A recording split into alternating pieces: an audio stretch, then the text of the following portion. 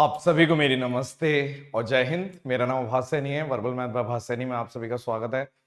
देखिए, right angle के ऊपर क्वेश्चन, जो भी बेस्ट क्वेश्चन है 2018 से अब तक जो आए हैं वो क्वेश्चंस मैं आपको कराऊंगा। एक तरीके से आपका एक थोड़ा सा वार्म अप हो जाता है कि भाई ये चीजें, थोड़ा सा आइडिया लग जाता है। यूट्यूब क्लासेस से ये बेनिफिट मिलता है आपको, ठीक है। तो शुरू करेंगे।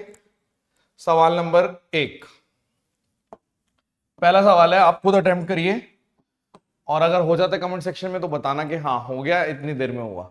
नहीं हुआ तो कोई बात नहीं, जब मैं बताऊंगा उसके बाद अपने आप से ये वादा कर देना कि आगे से कभी भी आएगा तो आप कर लोगे, ठीक है।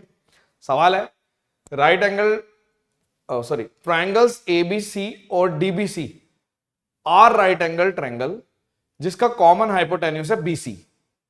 इसका डायग्राम बनाना है पहले आपको, ठीक है। बीडी और एसी इंटरसेक्ट कर रहे हैं पी पे जब प्रोड्यूस किया जाता है, आगे बढ़ाया जाता है।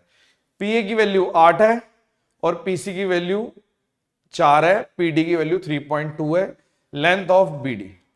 सवाल का पहले डायग्राम बनाते हैं। जैसे मान लीजिए एक राइट एंगल ट्रायंगल है, मैंने बोल दिया ठीक है, और वैसे दो है लेकिन जो कॉमन हाइपोटेन्यूज है वो बीसी, इसका नाम दे दिया बीसी, तो ये ए हो गया।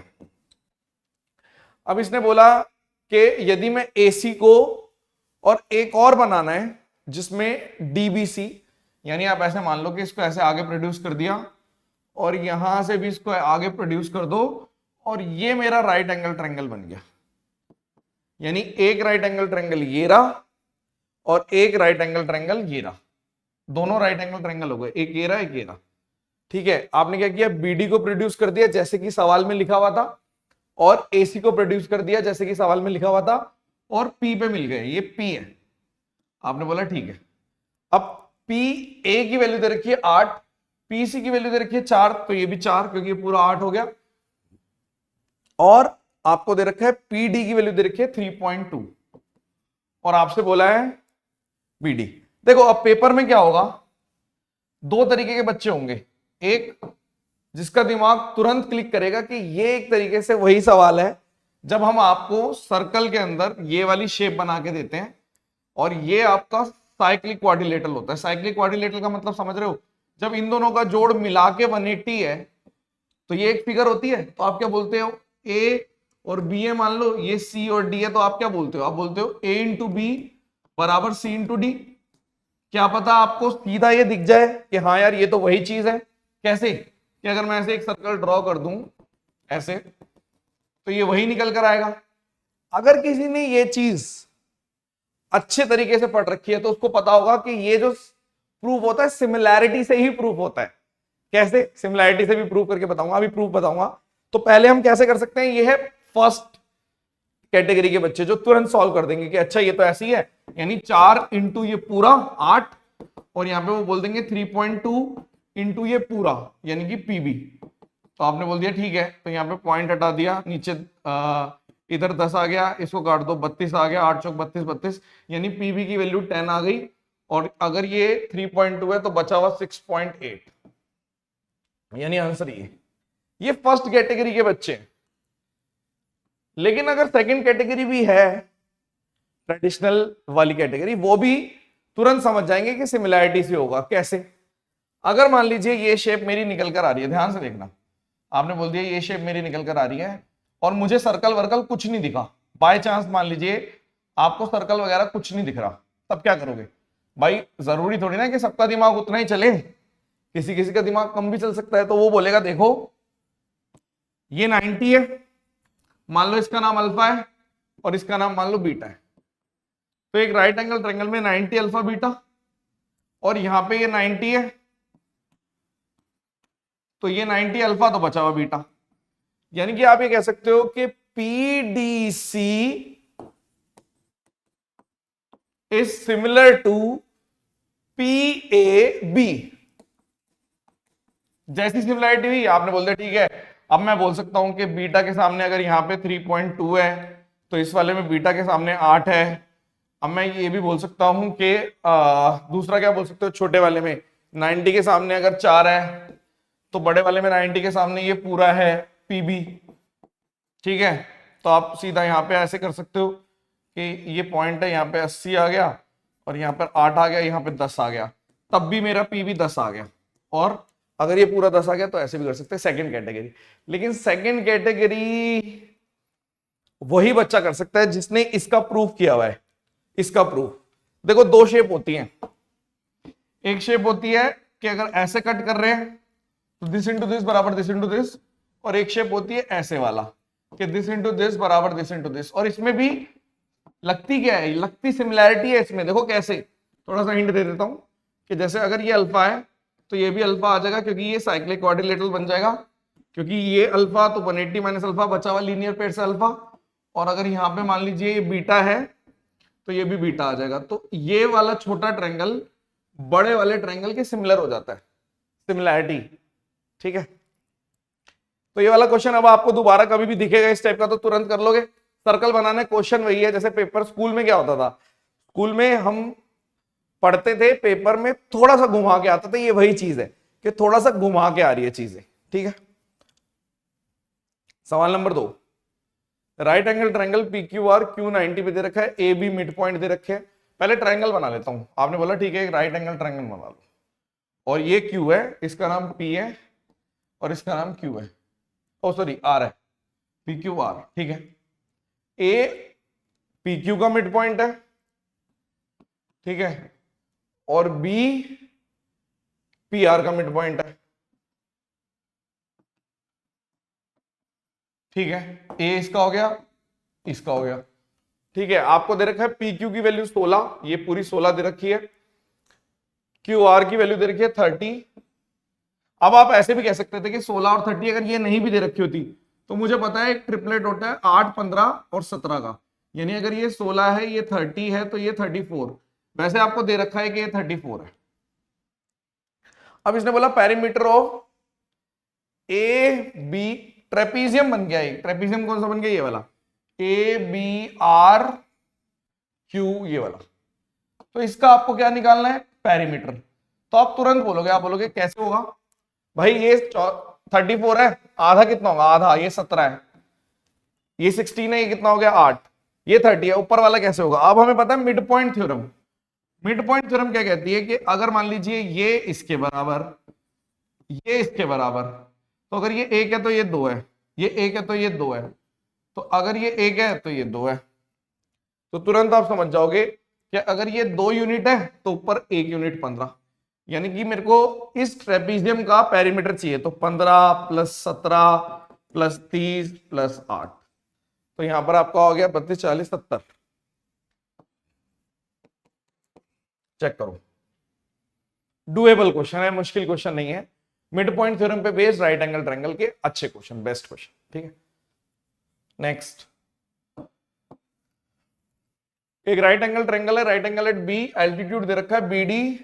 पहले मैं right angle at B, A B C, और ये राइट एंगल है बी डी, एल्टीट्यूड दे रखा है। देखो जब भी ये शेप आएगी, एक वीडियो है 90 इन 90 टूल्स, या फिर आप ऐसे लिख दो यूट्यूब पे 8 टूल्स बाय आभास सैनी। वीडियो को अभी पॉज करो और इस वाली वीडियो को रिवाइज करके आओ। अगर मेरी बात मानते हो तो, नहीं मानते अपने आप को चैंप बन रहे हो तो बात अलग है। आपको 8 टूल्स बाय आभास सैनी देखकर आना है अभी की अभी, मात्र 5 मिनट में देख लोगे, 2 की स्पीड में देख लो। टूल्स होते हैं, उसमें होता क्या है कि जब ये 90 होता है और ये भी 90 होता है तो 3 ट्रायंगल सिमिलर हो जाते हैं कि ये इसके आपस में और बड़े वाला।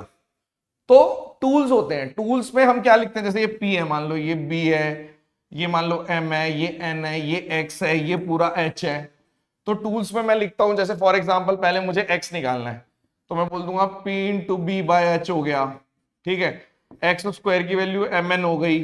ठीक है, 1 बाय X बराबर 1 by P plus 1 by B हो गया, ये हो गया। और अगर मान लो मैं ऐसे लिख रहा हूं कि P का स्क्वायर बराबर M इंटू H हो गया, B का स्क्वायर बराबर N इंटू H हो गया। ये टूल्स हैं कि बार बार सिमिलैरिटी ना लगानी पड़े। अगर आपको लग रहा है कि नहीं मैं बहुत चैंप हूं, मैं सिमिलैरिटी बार बार लगा सकता हूं, तो आप इन टूल्स को अवॉइड कर सकते हो। और भी टूल होते हैं, यानी कि अगर मैं P square upon B square करूं तो M बाय N हो गया। यहां पर मेरे को B निकालना है, तो मतलब 8 टूल्स है पूरे, मैंने आपको कर दिया, आप पूरा देख कर आइए। ठीक है, 6 लिखे, 2 वहां पे मिलेंगे वो स्पेशल है। यहां से ये तीनों को यूज करके, यहां से ये तीनों को यूज करके, ठीक है। तो अब जैसे ये वाला क्वेश्चन जैसे ही डायग्राम आ गया, आपके चेहरे पे एक स्माइल आनी चाहिए कि चलो ये वाला क्वेश्चन तो मैं कर ही दूंगा चाहे कैसा भी आए, ठीक है। अब इसने बोला कि एडी दे रखा है 6, सीडी दे रखा है 5, और मेरे से बोल रहा है ए बी स्क्वायर। सबसे पहले ए बी स्क्वायर कितना आएगा, अभी बताया टूल क्या कहता है, 6 इंटू 11, ये आ गया, यानी कि 66। आपने बोला ठीक है, और मेरे से पूछा क्या, नेक्स्ट चीज क्या पूछी इसने, बोला B D square. B D square कितना है, अभी बताया 6 इंटू 5 यानी 30। इन दोनों को जोड़ने को बोल रहा है, 96 आंसर है, खत्म। सिमिलैरिटी लगाओगे, पता नहीं क्या क्या करोगे, जरूरत नहीं है, टूल से आप चले जाइए। देखो बाबर की हिस्ट्री भी तो पढ़ते हो ना, आपका मेन टारगेट क्या है, जॉब लेना, तो उसमें हमारे को स्मार्टली मूव करना पड़ता है, अपनी ईगो साइड में करनी पड़ती है। ट्रिको कर लोगे बिना फॉर्मूले के, पूरी ट्रिको कर लोगे, नहीं हो सकती। पूरी अलजेब्रा बिना फॉर्मूले के हो जाएगा, नहीं होगा। जैसे लास्ट क्लास में बच्चे लिख रहे थे वैल्यू पुटिंग, भाई 3 क्वेश्चन आए, एक में मैंने वैल्यू पुटिंग लगा ली, 2 तो मेरे रह गए ना, क्या फायदा हुआ उसका। ट्रिको में मान लो 3 क्वेश्चन आए, 2 आपने जुगाड़ से कर दिए, एक रह गया, क्या फायदा हुआ। आपको लगता है एसएससी ऐसा पेपर है कि मैं उसमें से अगर 1 या 2 क्वेश्चन छोड़ता हूं तो हो जाएगा?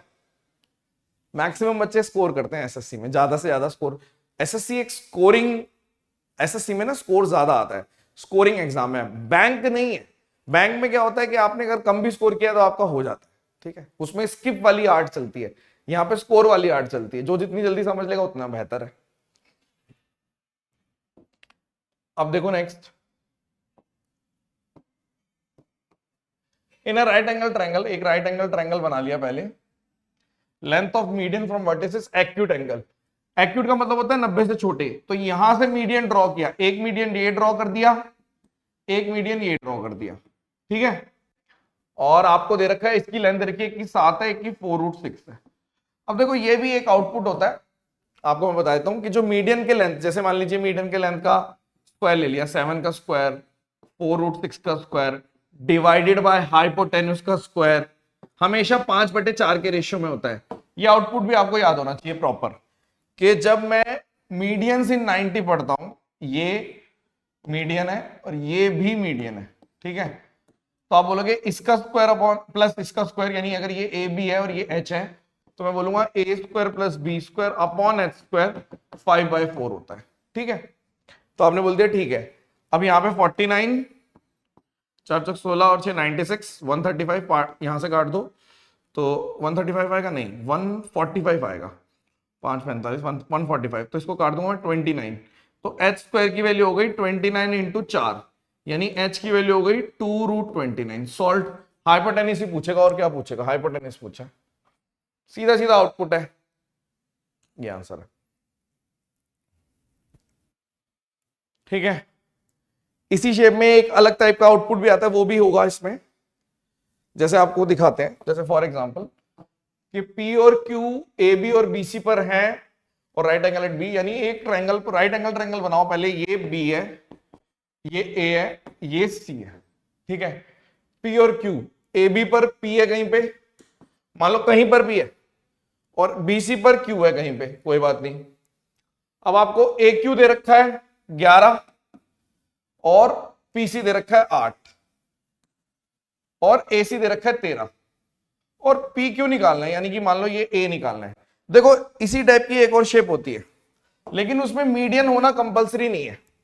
क्या शेप होती है कि जैसे मान लीजिए अगर मेरे पास एक ऐसे है जिसमें डायगोनल 90 पर है, 90 पर है, अब मान लो इसका नाम है ABCD, तो मैं 4 बार पाइथागोरस लगाऊंगा तो आउटपुट निकलेगा A square plus C square बराबर B square plus D square.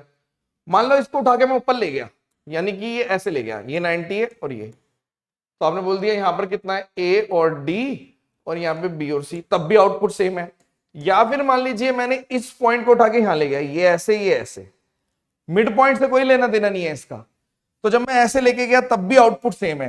कहने का अर्थ ये है कि यदि मेरे को ये शेप है तो इस वाले में आउटपुट वही आएगा कि जैसे 13 का स्क्वायर प्लस A का स्क्वायर और 11 का स्क्वायर प्लस 8 का स्क्वायर, यानी ये कितना आ गया 121 और 64 185 और 169, यानी कि 169 185 16, ए स्क्वायर की वैल्यू 16 यानी ए की वैल्यू होगी 4।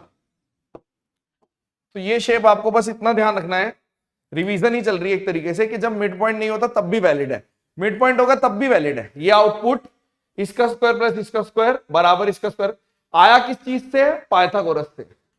कि जैसे मान लीजिए ये एक क्वाड्रिलेटरल था, मैंने उठा के ऊपर चिपका दिया और यहां से फिर यहां चिपका दिया, बात वही है, वही बात है। Next, triangle, right angle triangle, BD altitude. देखो ये टूल्स पे आ गया कि अगर ये बी है, ये ए है, ये सी है और बीडी एल्टीट्यूड है। आपके चेहरे पे एक पहले स्माइल होनी जरूरी है कि भाई 90 के अंदर 90 टूल आ गया। अब एसी की वैल्यू दे रखी है आपको 9, सीडी की वैल्यू दे रखी है 3, तो ये 6 आ गया। आपसे पूछेगा ए बी बताओ, तो तुरंत पता है ए बी स्क्वायर कितना आएगा टूल से, 6 इंटू 9, यानी कि आपने तुरंत बोल दिया ए बी की वैल्यू हो गई 3√6, खत्म। टूल से जाना है, टूल्स आपके टिप्स पे होने चाहिए, कोई ऐसी बात नहीं है। Next, in right angle triangle ABC length of side containing right angle, जैसे कि ये जिससे राइट एंगल बन रहा है, यानी कि ये और ये 5 और 12 दे रखी है और ये 13 हो गया, यानी कि ट्रिपलेट है 5 12 13। एक सर्कल है, इंस्क्राइब्ड है, इंस्क्राइब्ड का मतलब हो गया यहां ऐसे सर्कल है, ठीक है, ये सर्कल है, इसकी रेडियस चाहिए, तो तुरंत आप बोलोगे राइट एंगल ट्रायंगल में जो रेडियस होती है वो होती है p plus B minus h/2। और भी तरीके होते हैं बट ये आप मतलब ज्यादा लोग ये यूज करते हैं। तो p प्लस बी यानी 17 माइनस 13/2, 2 आंसर है, कुछ नहीं था ये question. Right angle triangle, right angle at B, एक राइट एंगल ट्रायंगल बना लो, राइट एंगल एट बी, इसका नाम दे दो एबीसी।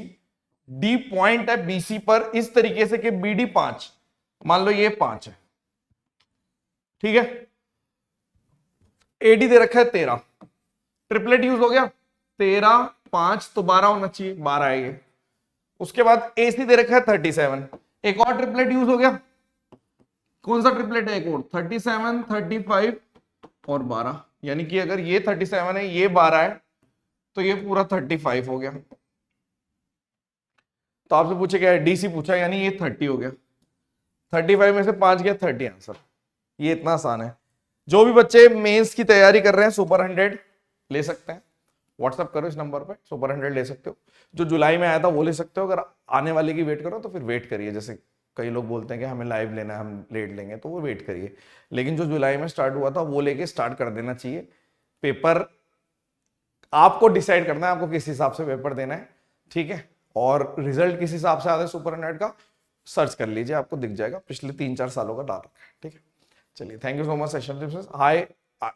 आई होप के बढ़िया तरीके से आपको ये क्लास अच्छी लगी होगी और कमेंट सेक्शन में आप लोग बताओगे नेक्स्ट किस टॉपिक पे चाहिए। अगर वो भी आप बता दोगे कमेंट सेक्शन में तो बेहतर रहेगा, वरना हम अपने हिसाब से नेक्स्ट क्लास बनाएंगे। चलिए, thank you so much, session dismiss, bye bye, धन्यवाद। धन्यवाद।